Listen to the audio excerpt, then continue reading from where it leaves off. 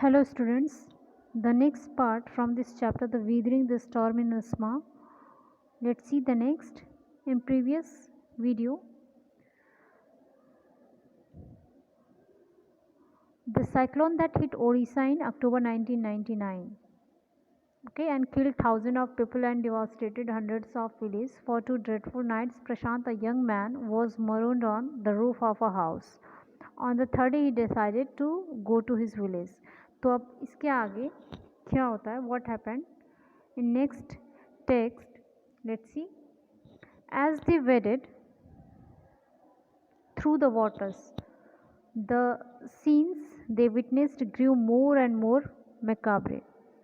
तो जब वो वहाँ से तीसरे दिन निकलता है तो वहाँ पे बहुत ज़्यादा पानी भरा हुआ होता है, कभी पशुओं के शव से होते हुए तो कभी खुद इंसानों के शव से उसे पास होना पड़ता है, लाठी लिए रहता है और वो वहाँ से पूरा टटोलते हुए कि कहाँ पानी कम है, कहाँ ज़्यादा है, कहाँ उसे कहीं कहीं तो तैरना पड़ता है। तो ऐसे सिचुएशन से वो आगे बढ़ता चला जाता है और लास्ट में देखता है कि उसके अंकल के 2 फ्रेंड होते हैं।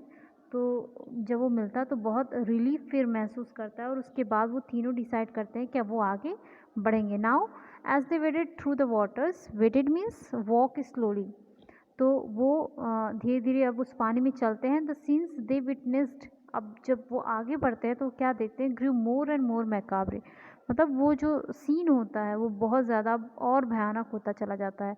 दे had to push away many human bodies, क्योंकि उन्हें ना जो ह्यूमन बॉडी है उस पानी में वो हटाते हुए चलना है।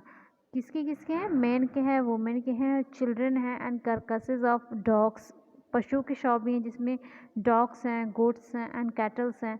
That the current swept against them as they moved ahead, जैसे जैसे वो आगे बढ़ते हैं वो करंट से जो है उसको धक्का मारते चलते हैं। तो वो धक्के से क्या होता है, उनके पास वो आता चला जाता है वो शव, फिर उनको वो हटाना पड़ता है। In every village that they passed, जो विलेज से और विलेज से वो पास होते हैं, they could barely see a house standing, तो शायद ही उन्हें कोई घर मिलता है जो उन्हें खड़ा दिखे। मतलब सारे जो घर हैं कुछ न कुछ वो गिरे ही रहते हैं, पूरे घर गिरे रहते हैं, कुछ ही ऐसे पोर्शन होते हैं शायद वो खड़े, उन्हें मतलब जल्दी से कुछ ऐसा दिखाई नहीं रहता कि वो कोई सीधा घर उन्हें खड़ा मिल जाए।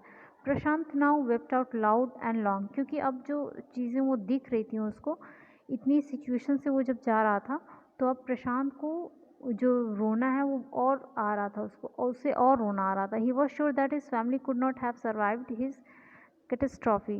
Catastrophe means a natural destruction. अब उसे ये कहीं ना कहीं श्योर हो रहा था कि शायद ही उसकी फैमिली का अब कोई बचा हो। इवेंचुअली प्रशांत रिच्ड हिज विलेज कलिकुड़ा, उसकी जो गांव था उसका नाम था कलिकुड़ा।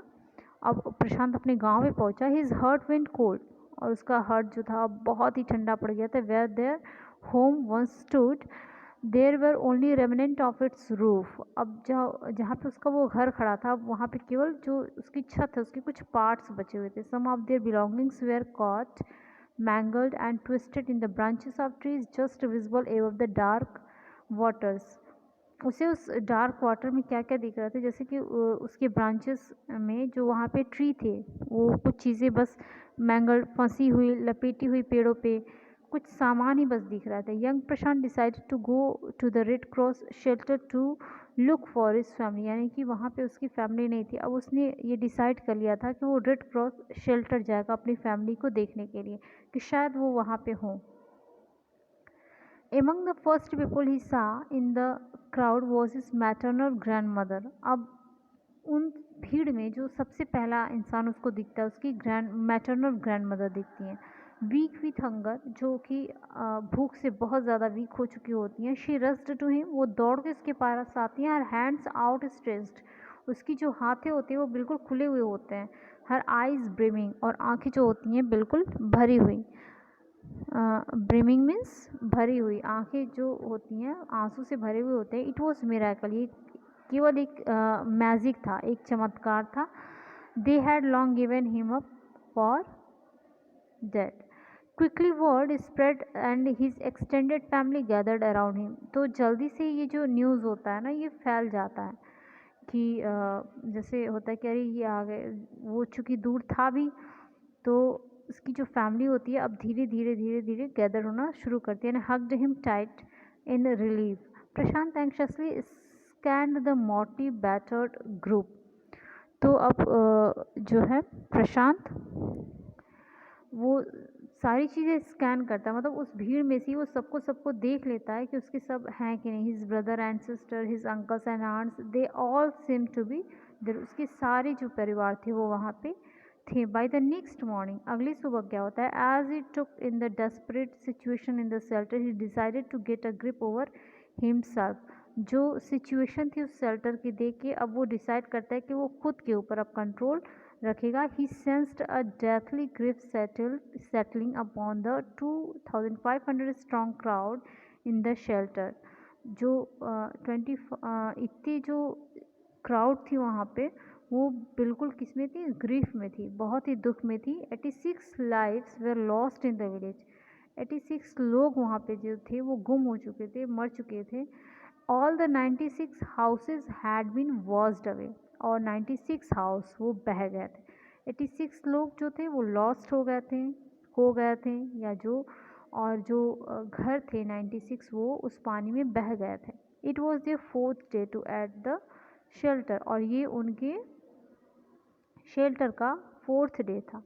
सो far they had survived on green coconuts, और वो सब सर्वाइव कर रहे थे केवल ग्रीन कोकोनट्स पे। But there were too few to go around such a tumult of people, लेकिन वो उतने ही लोगों में, टमल्ट मीन्स भीड़ में, मतलब वहाँ पे तो लोगों का हुजूम था, वो उतने में ही बहुत ज़्यादा कम पड़ जाता था। Prashant all of 19 years, Prashant सब मिला के 19 साल का था। Decided to step as leader of his village.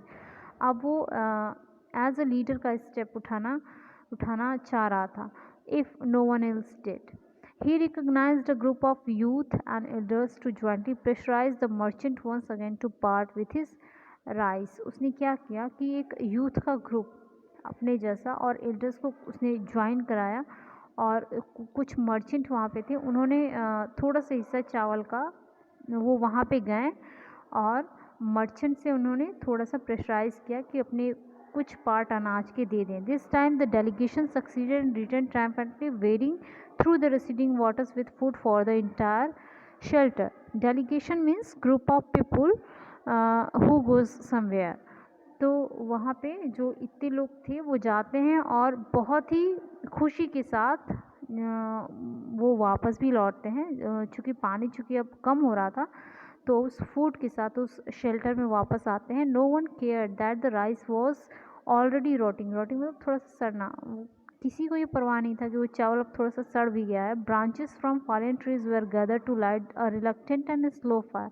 वो क्या करते हैं कि जो ब्रांचेस होती है ट्रीज़ की उसको इकट्ठा करते हैं और आग जलाते हैं, on which to cook the rice, जिसपे कि वो उस राइस को पका सकें। For the first time in 4 days, तो उस चौथे दिन में ये पहला टाइम ऐसा था। The survivors at the cyclone shelter were able to fill their bellies की, जो उस साइक्लोन में शेल्टर थे वो अपनी भूख को थोड़ा काफ़ी हद तक मिटा दिए थे, पहली बार ऐसा था। His next task was to organise a team of youth volunteers to clean the shelter of filth, urine, vomit and floating carcasses and to tend to the wounds and fractures of the many who had been injured।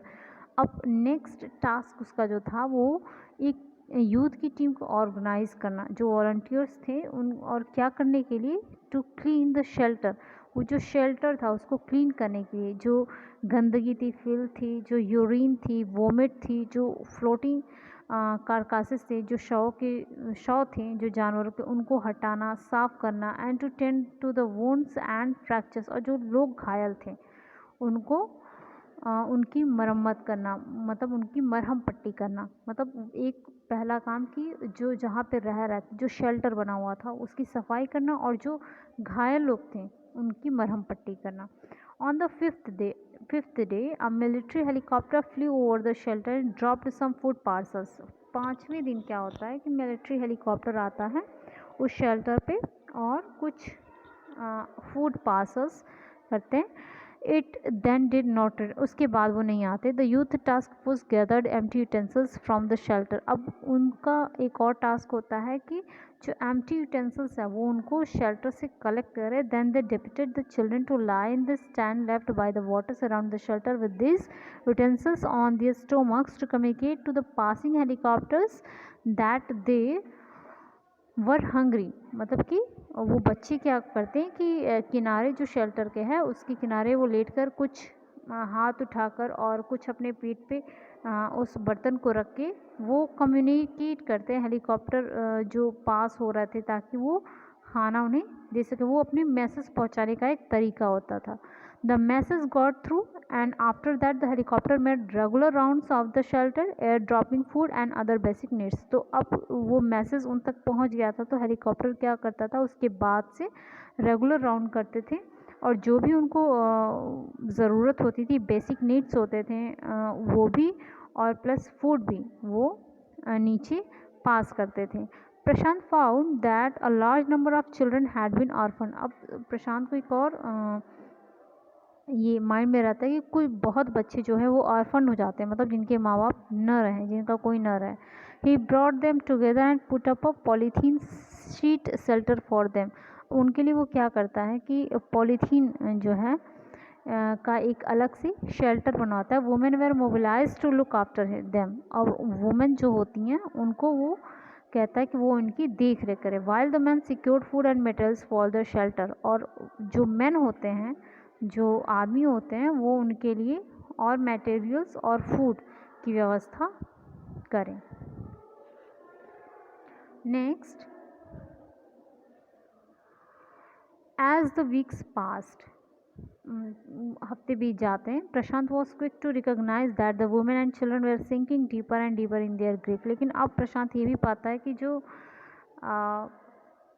बच्चे हैं, जो औरतें हैं, कहीं ना कहीं उन्हें जो दुखी वो बहुत ज़्यादा हो जाती हैं। हर he persuaded the women to start working in the food for work programme started by an NGO। Persuade मतलब वो प्रेरित करता है। वो कुछ काम होता है, जैसे एक NGO के थ्रू वो वहाँ की जो वुमेन होती हैं उनको जोड़ने की कोशिश करता है ताकि वो फूड फॉर वर्क प्रोग्राम में हिस्सा ले सकें। एंड फॉर द चिल्ड्रेन, और बच्चों के लिए ही ऑर्गेनाइज्ड स्पोर्ट्स इवेंट्स। वो स्पोर्ट्स इवेंट्स ऑर्गेनाइज करता है। He himself love to play cricket. उसे तो खुद ही क्रिकेट खेलना बहुत पसंद था। And so he organised cricket matches for children. Prashant engaged with other volunteers in helping the widows and children to pick up the broken pieces of their lives। अब वो हेल्प करता है किसकी? विडोज़ की और चिल्ड्रन की, ताकि वो उनकी जो जीवनचर्या उसको सही कर सके। The initial government plan was to set up institutions for orphans and widows. चूँकि वहाँ की जो गवर्नमेंट थी वो भी चाहती थी कि एक इंस्टीट्यूट बनाएं, किसके लिए? ऑर्फन्स के लिए और विडोज़ के लिए। However this step was successfully resisted as it was felt that in such institutions children would grow up without love and widows would suffer from stigma and loneliness। हालांकि ये सक्सेसफुल हो जाता, लेकिन कहीं ना कहीं ये चीज़ें उसे भी नहीं पसंद थी, क्योंकि जो लव और अफेक्शन जो चाहिए होता है विडोज़ और चिल्ड्रन के लिए, वो कहीं ना कहीं उन्हें उस इंस्टीट्यूशन में नहीं मिलता। वो बिल्कुल अकेला फील करती। तो Prashant group believe orphan should be resettled in their own community itself. तो प्रशांत चाहता था कि उनकी खुद की कम्युनिटी में वो रीसेटल्ड करें। मतलब ऑर्फन्स को ये बिल्कुल न लगे कि वो ऑर्फन्स हैं, और विडोज़ को ये ना लगे कि वो विडोज़ हैं। उन्हें अपनी ही कंपनी में वो रीसेटल्ड करें। Possibly in new foster family made up of childless widows and children without adult care. तो वो चाहते थे जैसे अगर किसी माँ बाप किसी बच्चे के माँ बाप नहीं हैं तो वो उनको गोद ले ले, और इस तरह से उनकी एक फैमिली बन जाएगी और वो एक दूसरे की केयर करेंगे। It is 6 months after devastation of the super cyclone. अब ये सुपर साइक्लोन की 6 महीने बाद की बात है, जब ये 6 महीने बीत जाते हैं। This time Prashant wounded spirit has healed simply because he had no time to bother about his own pain. तो अब जो प्रशांत का जो जो जख्म है कहते हैं, एक समय लगा जो कि अब बिल्कुल भी फिलअप हो गया था, क्योंकि वो उसको अपने लिए सोचने, अपनी केयरिंग के लिए, अपने बारे में सोचने के लिए अब उसके पास वक्त बहुत नहीं होता था। वो हमेशा दूसरों के हेल्प की, दूसरों की केयर करने की ही सोचता था। His handsome youthful face is what the widows and orphaned children of his village seek out most in their darkest hour of grief. क्योंकि उसका जो हैंडसम और यूथफुल फेस था, जैसे जब भी विडोज़ या फिर ऑर्फन बच्चे उसको देखते थे तो उसको देखते ही जैसे जो ऑर्फन और विडोज़ थे उनके जख्म बिल्कुल और भी भर जाते, मतलब वो कहीं ना कहीं अपनी जर्नी फिर उन्हें स्लो ही लगती थी, उसे देखते ही वो कहीं ना कहीं एनर्जेटिक हो जाते थे। Okay, thank you. आप इसकी क्वेश्चन आंसर ज़रूर देख लीजिएगा। Thank you.